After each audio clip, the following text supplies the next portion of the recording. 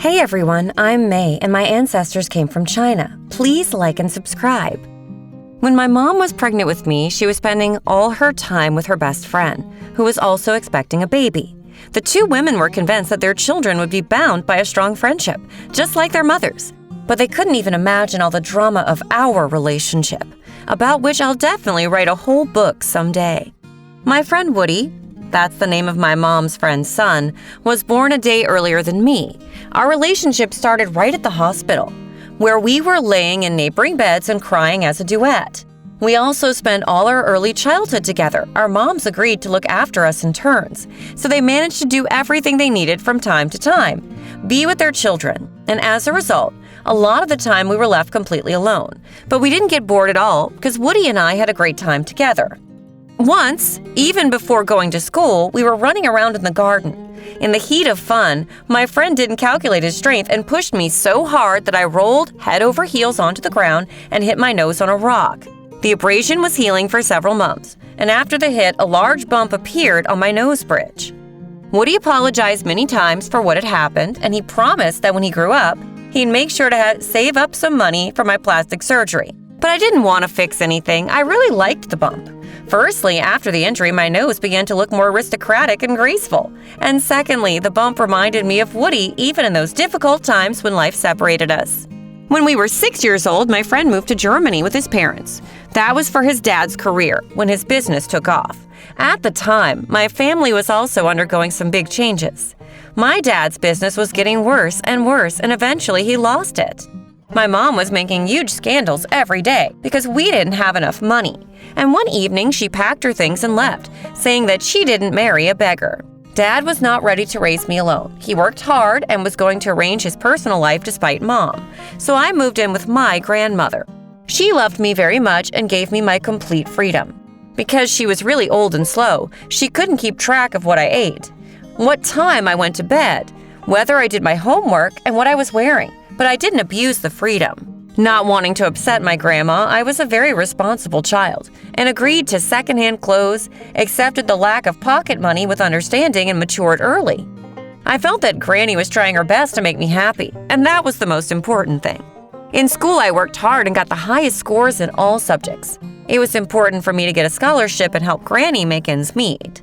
I was very proud of that at this age, and I was bringing home some money. When I was a senior, something amazing happened. Woody returned from Germany with his family. They settled in a luxurious mansion in the most expensive part of the city. And I lived with my grandma in an area for the poor. But the difference in living standards didn't prevent us from reviving our childhood friendship, and we began to communicate like before. Years of separation didn't change anything. We still understood each other very well.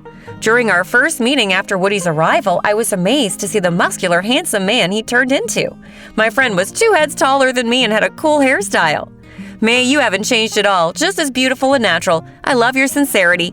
And the bump on your nose suits you even more now, Woody said.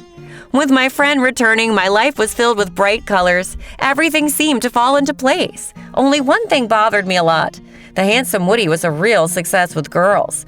And after his return from Germany and his father's career rise, he became very popular at school. My friend didn't get arrogant and remained a regular guy in communication, but at times I was overcome by bursts of anger, especially when one unpleasant girl named Leah made the moves on him. She was the daughter of some big shot from City Hall, so she acted as if the whole city belonged to her family.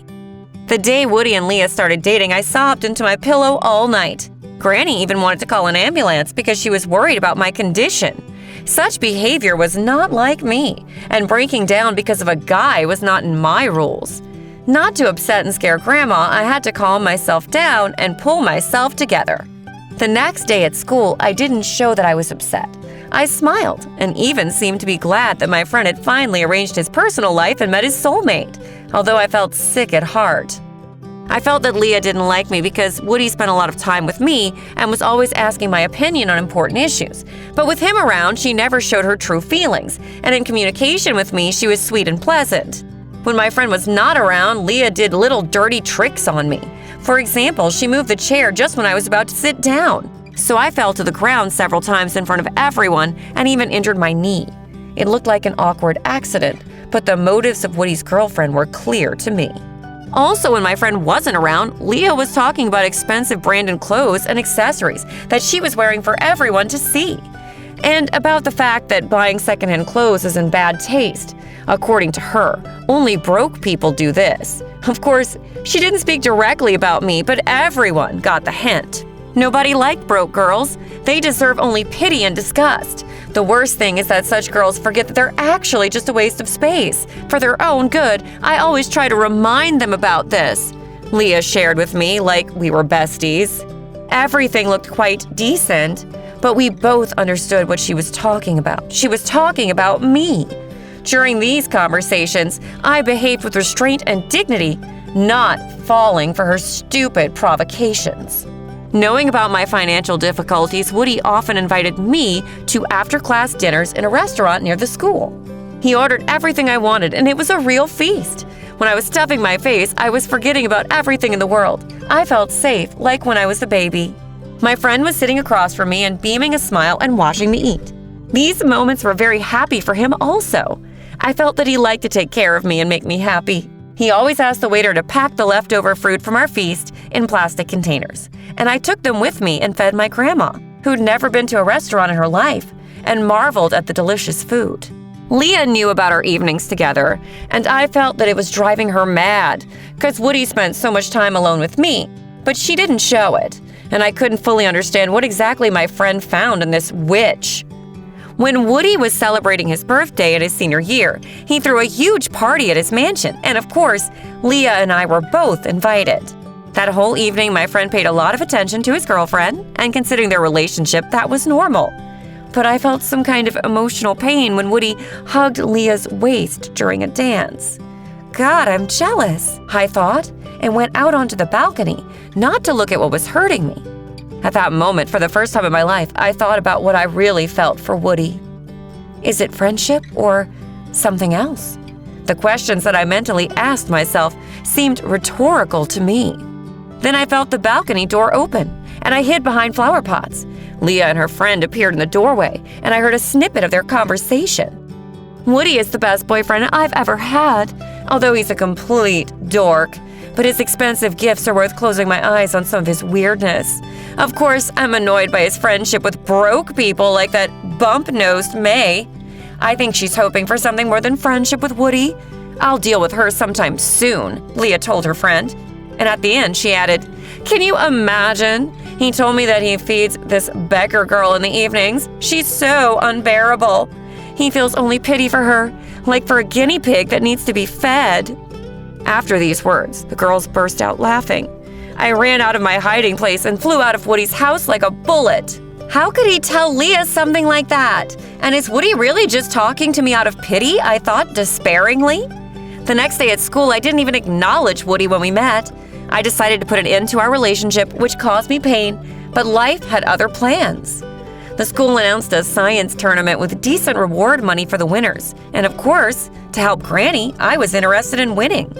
But I was horrified when my teacher appointed Woody to be my partner for the project. I was protesting, but couldn't influence and change his decision. May, I don't know what's going on in your head, what I did wrong, and why you stopped talking to me, but I'm sure that together we can create something cool and win, Woody told me, and his arguments were persuasive. Since I really needed the cash prize, I agreed to our cooperation, and for the next month I literally moved to Woody's house. The creative process took over so much that I forgot about everything in the world, even about my grudge. We came up with a genius project, which took first place.